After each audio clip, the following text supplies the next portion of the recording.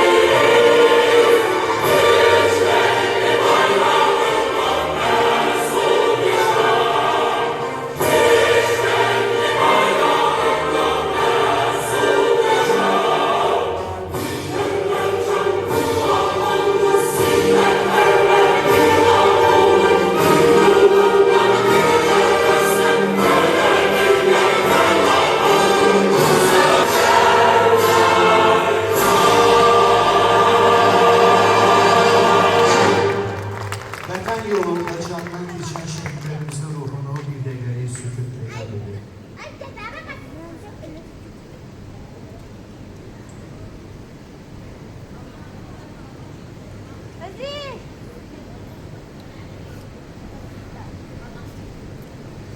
Allah şehitlerimize rahmet eylesin. Burada bugün bizim değerli şehit analarımız var. Bir alkışlar gelsin onların şerefine. Karşımızda baş eğdik.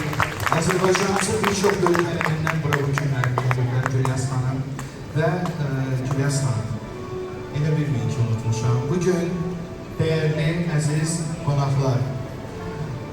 Dünən olsa da mən bu günləri qeyd etmək istədim. Bizim değerli sənətkarımız, Respublikamızın xalq artisti, yüksek dereceli vokalist, saysız, hesapsız tələbələr yetiştirən Gülyaz Məmmədovanın doğum günüdür. Təbrik edək onu. Alkışlayalım onu.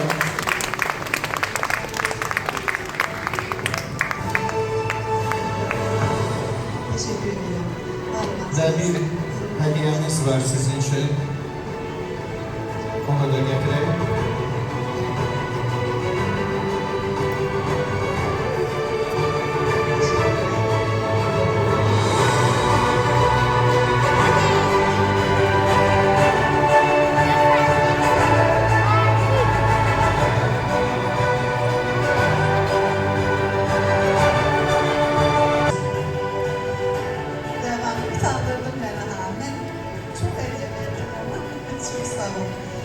Bağımı bastıran, her zaman dikkatlisin. Bilinmek senin mülayimlerinle, senin işlerinle gurur duyuram. O bana dünyada en büyük